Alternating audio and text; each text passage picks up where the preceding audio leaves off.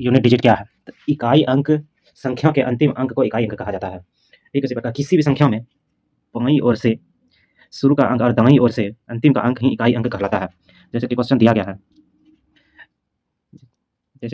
गया है कि 134 + 249 + 111 गुना 23 का इकाई अंक क्या होगा? तो सिर्फ इसमें हमें इकाई अंक पर ही ध्यान देना है। जैसे सबसे पहले गुना करेंगे, 1 × 3 = 3, 9 + 4 = 13, 13 3 16, 16 में इकाई अंक 6 आएगा, इसलिए इकाई अंक 6 हो जाएगा आंसर में। नोट करने वाली बात यह है कि इकाई पावर वाले क्वेश्चन करने से पहले कुछ बातें को ध्यान में रखनी है। जैसे कि 0 1 5 6 9 चेंज, यह इसका इकाई अंक कभी भी चेंज नहीं होगा। जैसे कि 25 अंतिम में 5 है, 6 अंतिम में 6 है, चाहे पावर जो भी रहे, कितना भी बड़ा रहे, तो इसका चेंज नहीं होगा कभी भी। 1 पर पावर जो है इसका भी चेंज नहीं होगा इकाई अंक। जैसे 5 का इकाई अंक 5 ही हो जाएगा, 6 का इकाई अंक 6 ही हो जाएगा, 1 का इकाई अंक 1 ही हो जाएगा। सभी को गुणा करने पर 30 30 में इकाई अंक 0, इसलिए 0 आंसर हो जाएगा इसका। नेक्स्ट नोट दिया गया है कि कोई भी संख्या 0 1 5 और 6 को छोड़कर 4 बार लगातार गुणा करने से ठीक उसके 5वां बार फिर से रिपीट हो जाता है। जैसे 2 को 5 बार गुणा करने पर 2 × 2 × 2 × 2 × 2, तो इसमें हम देखते हैं कि 32 आ जाता है, फिर लास्ट में 2 आ ही जाता है। ठीक उसी प्रकार किसी भी संख्या को जैसे 4 × 4 × 4 × 4 × 4 1 2 3 4 एक बार और हो जाएगा 4, तो 4 6 16 48 48 हो के 48 हो के यहाँ 8 हो के 32 32 हो जाएगा, और फिर 4 दूनी 8, तो फिर अंतिम में 4 आ ही जाएगा इसमें भी।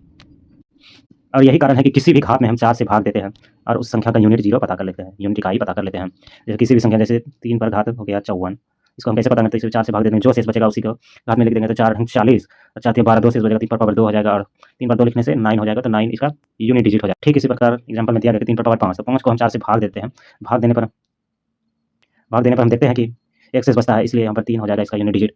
नेक्स्ट एग्जाम्पल दिया गया 4 पर पावर 7, तो 4 में 7 से भाग देने पर 3 शेष प्राप्त होता है, इसलिए हम 4 बार 3 को लिखने पर गुणा करते हैं, तो 4 यूनिट डिजिट आता है। नेक्स्ट क्वेश्चन दिया गया 342 पर पावर 345, इसे भी हम 4 से भाग देकर देख लेंगे। 4 का नियम क्या कहता है कि अंतिम का 2 अंकों में भाग दें, इसलिए हम यहाँ 2 ही अंकों को भाग दे रहे हैं 4 से, और जो भी रिमाइंडर आएगा उसको लिख देंगे। तो 342 पर रिमाइंडर 1 आ रहा है, इसलिए यहाँ 1 लिख देते हैं। और अंतिम का ही सिर्फ ध्यान देने वाली बात है कि अंतिम का ही देखना है। 2 पर पावर 1 = 2 पर पावर 3 आ जाएगा, क्योंकि सिर्फ हमें अंतिम का ही देखना है। यूनिट डिजिट का नियम कहता है कि सिर्फ हमें अंतिम का अंकों को दें, इसलिए 7 पर पावर 3, यहाँ 5 का चेंज नहीं होगा, तो 5 ही हो जाएगा। क्वेश्चन दिया गया 967 पर पावर 87 गुना 86 75 पर पावर 936 31 14 पर पावर 320, तो इसे हम नियम से कर लेते हैं। 7 है तो 7 के अंतिम में तो 4 से भाग दे देंगे, फिर 5 है तो 9 चेंज होता है, इसलिए हम यहाँ 5 लिख देंगे।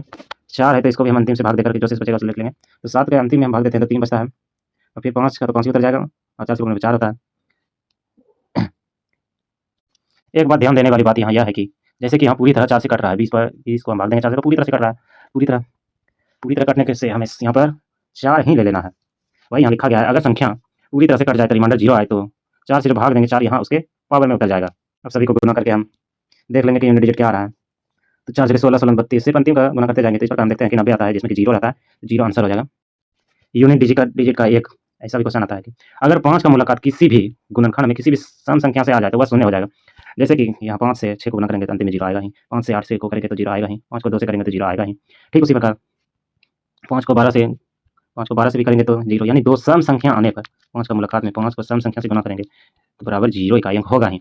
और दूसरा ध्यान देने वाली बात यह है कि 5 को अगर हम विषम संख्या से करेंगे, 5 गुना विषम संख्या, तो अंतिम में 5 आएगा। जैसे 5 × 3 = 15, 5 × 9 = 45। ठीक इसी प्रकार किसी भी क्वेश्चन को करेंगे तो अंतिम में 5 आएगा ही। अब हम क्वेश्चन की तरफ चलते हैं। क्वेश्चन दिया गया है 81 82 83 से 89 तक इकाई अंक होगा। इसको हम बिना देखे कर सकते हैं, क्योंकि बीच में 5 और 2 का मुलाकात हो गया, इसलिए इसका इकाई अंक 0 होगा। वही यहाँ लिखा गया है कि चूंकि 5 और सम संख्या का मुलाकात है, इसलिए संख्या 0 आंसर हो जाएगा।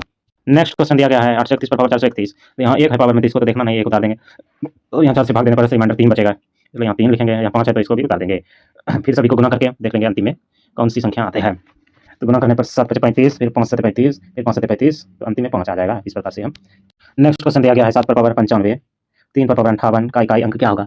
तो 4 से भाग देने पर प्राप्त होता है रिमाइंडर 3 माइनस, यहाँ पर जो भी है माइनस रहे तो माइनस करेंगे, प्लस रहेगा तो प्लस करेंगे, इसलिए यहाँ पर माइनस है तो माइनस ही करेंगे। तो 7 पर पावर 3 जो कि 343 है, इसको इस प्रकार भी हम कर सकते हैं, जैसे कि 7 × 7 × 7 3 × 3 × 3 बराबर 7 7 49 9 7 63, 3 से हमें से मतलब 3 3 9 9 3 27 27 27। क्वेश्चन नंबर अगला दिया गया है कि 7 पर पावर 95 माइनस 3 पर पावर 58 का इकाई अंक क्या होगा। इसको निकालने के लिए हमें पहले 4 से रिमाइंडर कर देते हैं। 4 से रिमाइंडर करने पर रिमाइंडर 3 आ जाएगा, 4 से फिर भाग देने पर रिमाइंडर 2 आ जाएगा। सभी को हल कर लेते हैं, तो 7 पर पावर 3 बराबर 343 हो जाता है, और यहाँ माइनस है इसलिए 9 माइनस हो जाएगा, 334 हो जाएगा। 4 इसका हो जाएगा, 4 हो जाएगा इकाई यूनिट डिजिट। नेक्स्ट क्वेश्चन दिया गया 348 × 712 × 82 स्टार के गुणनफल में इकाई अंक 2 है, तो स्टार का मान क्या होगा। इसका देख लेते हैं 8 दूनी 16, तो यहाँ पर 2 और 7 रखने पर यूनिट डिजिट हमें 2 मिल जाता है, इसलिए यहाँ पर 2 एवं 7 आंसर हो जाएगा।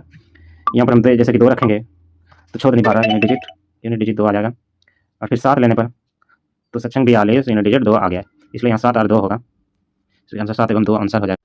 यहाँ वही नोट लिखा गया है कि अगर अगर 5 का मुलाकात गुना में किसी विषम संख्या आए तो उसके अंतिम में 5 हो जाएगा, जैसे 5 गुना 1, 5 गुना 5, 5 गुना 3, इस प्रकार इन्फिनाइट तक।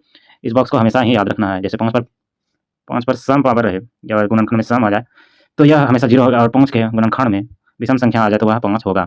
तो इस प्रकार के क्वेश्चन में दिया गया 1 गुना 3 गुना 5 गुना, तो यहाँ हम देख रहे हैं कि सभी विषम संख्या है, इसलिए इसका अंतिम अंक 5 होगा। नेक्स्ट क्वेश्चन दिया गया है कि 5 7 2 4 2, 9 का पावर 9 गुना 7 गुना 5 गुना 3 का इकाई अंक है, इसे हम 4 से पहले भाग दे देंगे और सभी का रिमाइंडर निकाल लेंगे। तो यहाँ में सिर्फ इकाई अंक से ही मतलब है, इकाई अंक से ही मतलब है, इसलिए यहाँ पर 2 पर पावर इसको लिख लेंगे और सभी को हल कर देंगे, और फिर 4 से भाग देने पर 2 पर पावर 1 आ जाता है, तो बराबर 2 आंसर हो जाएगा।